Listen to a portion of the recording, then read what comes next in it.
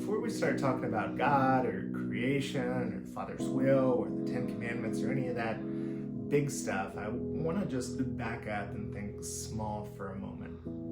The poet Maya Angelou once said this: you can't really know where you're going until you know where you've been. So in order to see where you are in God's story, you've kind of really got to think about your own story. So right off the bat, here's what I'd like you to do. I want you to pause, and I want you to take just a few minutes, and I want you to jot out your life. I want you to draw a line in your booklet or just on a piece of paper, and I want you to think about birth to now. And I know that there's some things about your birth to like 3 years old that you probably don't remember, but think about the big events of your life, and I want you to jot those down. What do you remember? What are the big things that jump out at you? Were they birthdays? Were they moves in your life, those transitions? Did your parents get divorced?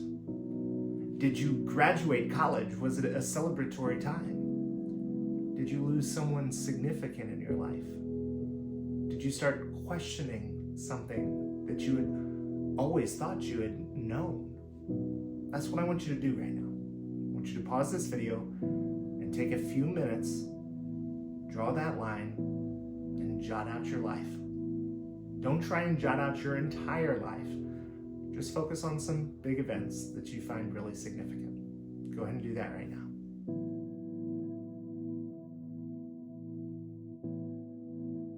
Every time we tell a story, it usually begins with me or I.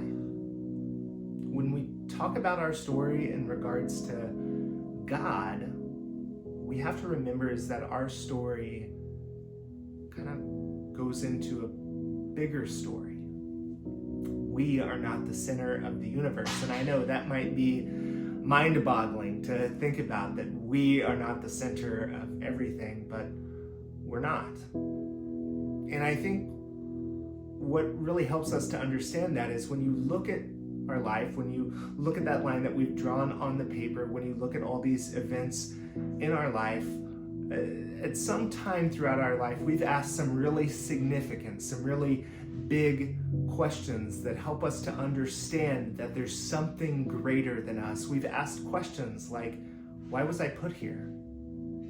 Do I matter? Who am I? Where do I belong? And is there a point to all this? A lot of times we start dealing with those questions when we're adolescents and when we're going through puberty. What a terrible time in life. And we start really wrestling with those questions when we get into college, as we start dating, as we think about marriage, as we go through really traumatic times in life. And those questions make us think outside of ourselves about something greater. Those questions help me understand that there is something outside of us, that there is something bigger than us, that we didn't just evolve from some atoms that turned into a frog that eventually turned into a monkey that just became us. That's not how it worked. That we were actually created by an intelligent designer who breathed life into us and desires our best life, who continues to animate us through his spirit, who continues to hold us in the palm of his hand. I want you to watch this video from Dr. Nabil Qureshi. Nabil Qureshi is now with the Lord, but he is a Muslim convert to Christianity. He's a medical doctor. He talks a little bit about creation, about God, about the scientific version of the Big Bang Theory, and how we ought to look at creation. So we're going to go ahead and insert that video right now. Every single doctor you have seen in the United States learns exactly this. Let me share with you what they learn. And you have learned this too. That the universe started with the Big Bang. I'm not disputing the Big Bang. I'm just saying this is what everyone's learning, and we're going to work towards the ramifications here. The universe started with the Big Bang. No discussion about where that bang came from, right? Things don't bang for no reason. There's generally a reason why they bang. If you hear a bang out your window, you're going to look and see what it was that caused it. You're not going to go, well, the universe every now and then bangs for no reason. You're going to see what the cause was. So without asking why it banged, all of a sudden there's a universe. And because of the laws of the universe, galaxies are formed through the physics, through the math, through the chemistry. Galaxies are formed. They go spinning and flying in amazing, beautiful things like nebulae and black holes. And one galaxy happens to be a spiral galaxy. Let's call it the Milky Way. And it's got a bunch of arms coming off of it. And the only place where the radiation is perfect enough to allow for life is in between those arms. Otherwise, there's too much radiation. And it just so happens to be that within the Milky Way, there's a space like that. And there we happen to find a solar system. Now, in order to have a solar system that produces life, there needs to be only a single star solar system. And we happen to find one perfectly like that. And then within that solar system, there should be a meteoroid shield in order to protect planets from asteroids and comets. And then there happens to be one in this solar system. And then there needs to be a planet just far enough away from the star and just close enough to that star in order to have just enough heat and variation of heat. And it needs to have one moon that can create tides that are just right in order for life to form on that planet. And that's exactly what happened by sheer, total, utter, random chance. That's what we're taught. Okay? Not disputing it. Let's just for the moment not dispute it and go with it. On that planet, there needed to somehow form life, and we, to this day, as scientists, have not been able to come up with a viable model of how that life started. But let's just put that aside. Somehow it started. And then evolution explains the progress of that life. Blind, utter evolution, driven by random chance, produces you. What does that tell you about you? What it tells me is that, according to this model, we are cosmic accidents. We are byproducts of sheer chance. And we have just the right makeup by total chance to make it such that we can live and experience things, right? We can feel, we can taste, we can touch, we know we can. But what happens after we die? Who knows? We're probably going to return to the dust. And that'll be it. So for 80 years or whatever we have on this earth, let's experience as much as we can because that's all that we know is real. So let's do the drugs, let's have the sex, let's make as much money, let's drive the fastest cars, let's do all of that because that's all that we can experience until the end comes. Every single one of us is being taught this. And when we die, it's over, it's done. There's nothing else to this life except for this matter and this time to enjoy it. So what makes you valuable? What makes you any more valuable than the chair you're sitting on? In an eternal sense, in an absolute sense, not an experiential sense, but in an absolute sense. Nothing. Nothing at all. What gives you reason to live? Hey, better yet, what gives you reason to live for somebody else?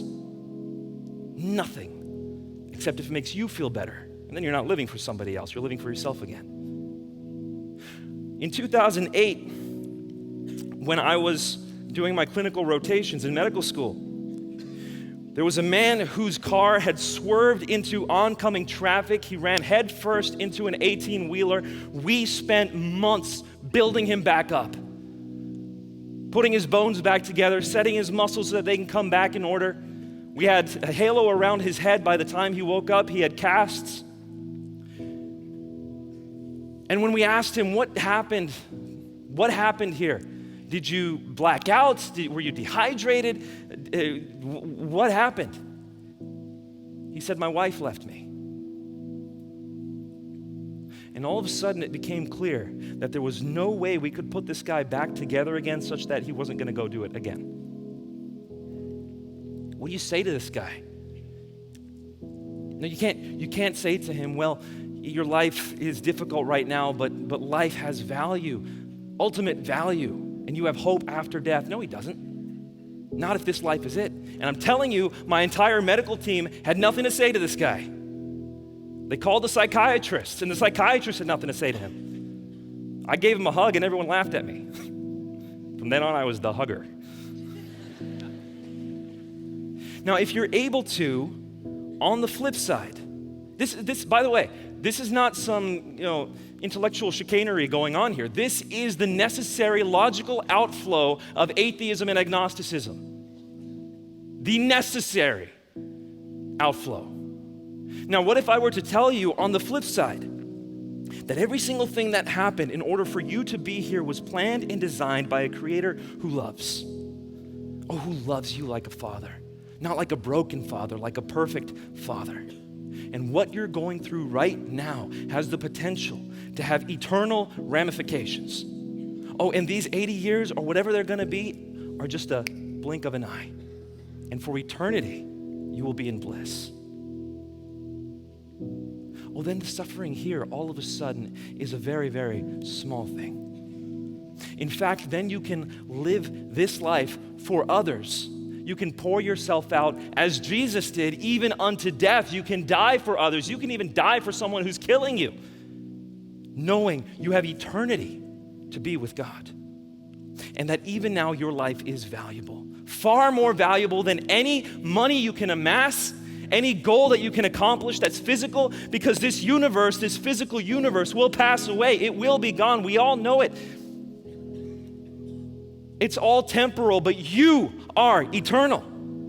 You are more valuable than anything you've ever seen, except for other people. And that means everybody you've ever seen is more valuable than anything you've ever possessed. Changes everything. So if you're over here on the naturalistic side of things,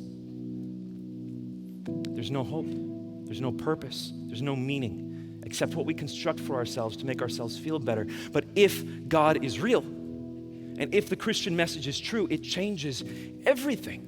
Now here's the problem though. We as Christians, if we accept this, tend to gravitate back over here because that's where everyone else is around us. And we start making excuses why that should look like this.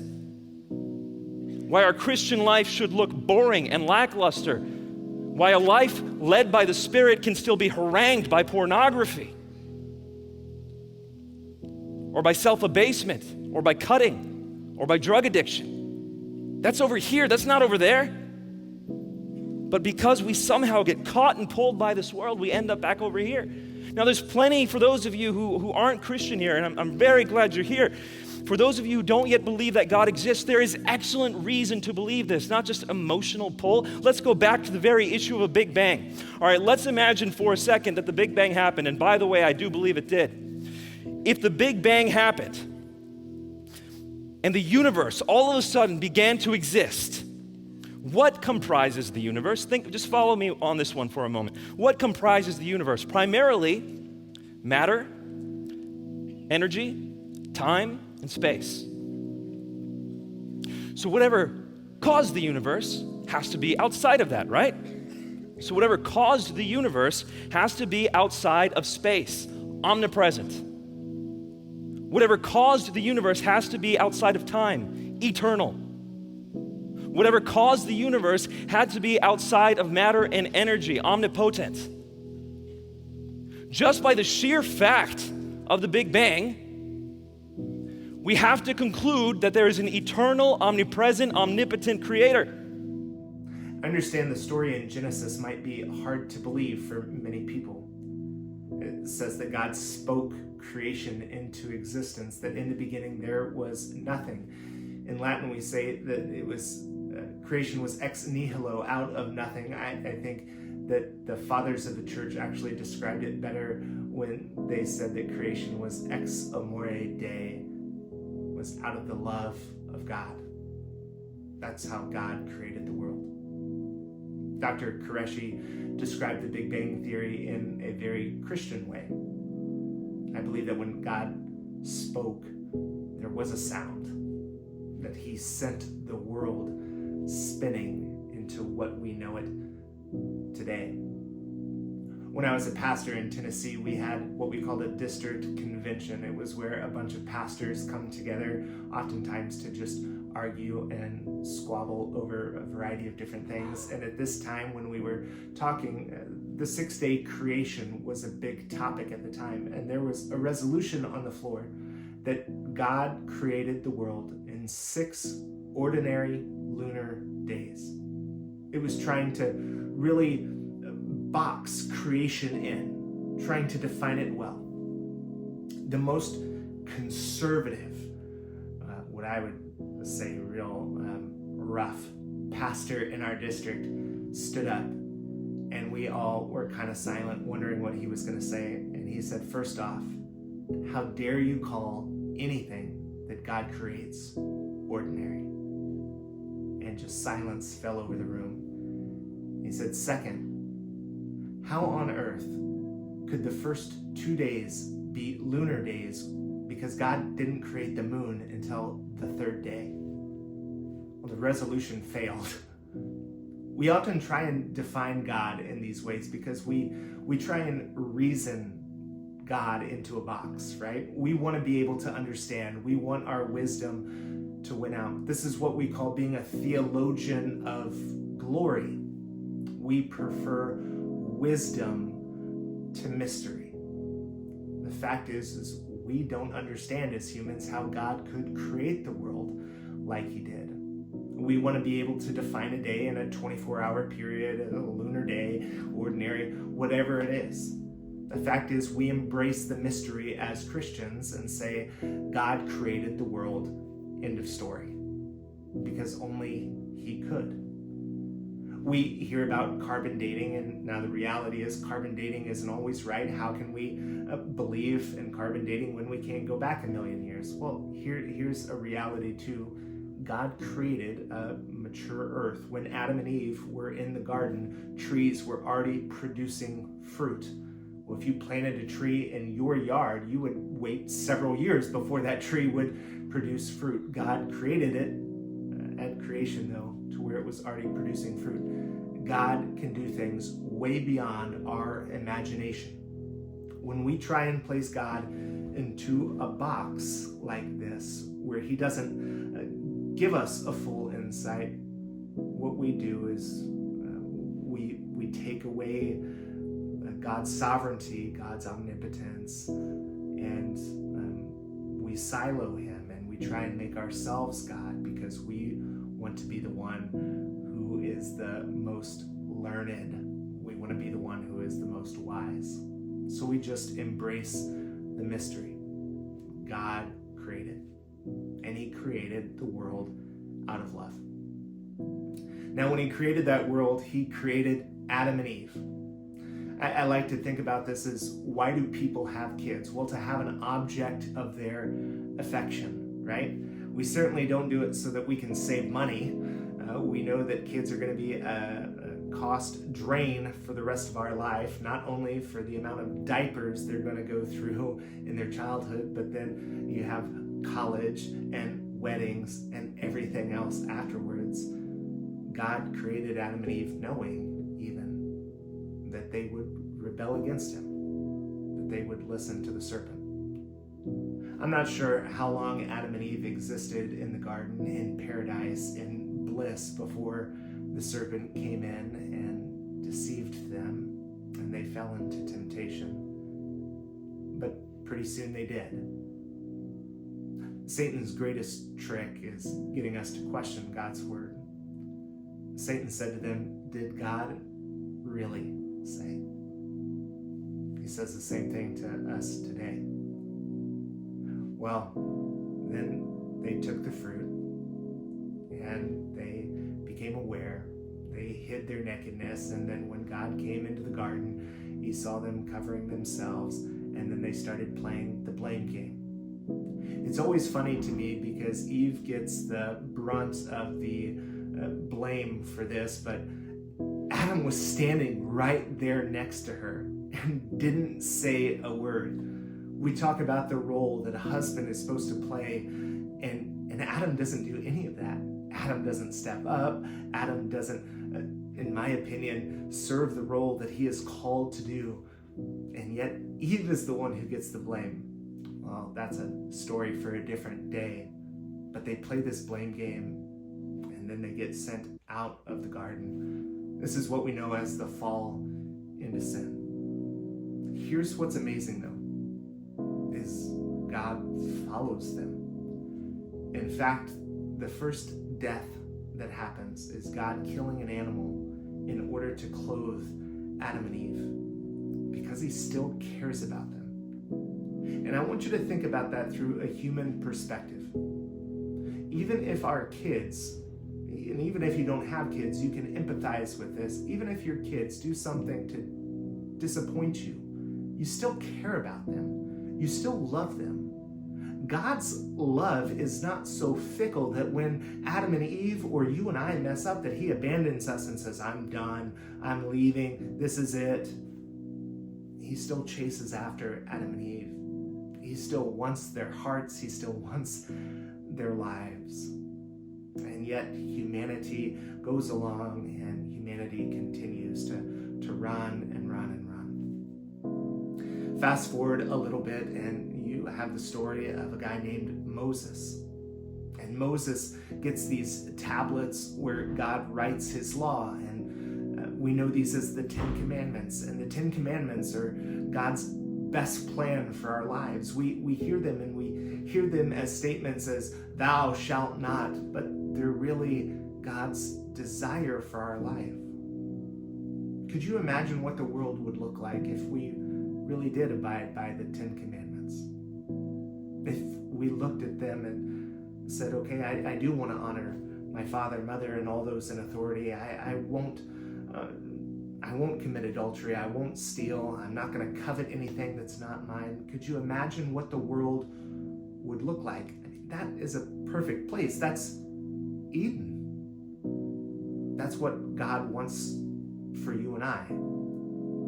It's not a heavy-handed set of rules from a dictator. It's a list of desires from a father who wants what's best for his kids. And this is what God wants for you and for me. He wants what's best. The God who at creation spoke the world into being, who created ex amore, out of love, and who was transgressed against by Adam and Eve, still follows his creation as they make their way into their own wilderness, as they dig in some way their own graves, as they don't honor his desires. What we'll understand is that this God has a great plan for us, because he doesn't abandon us. He wants to send his son into the world, true God, true man, because he knows that only the sacrifice of God made flesh can right what was wrong. That's the only thing that can bring satisfaction to the divine law.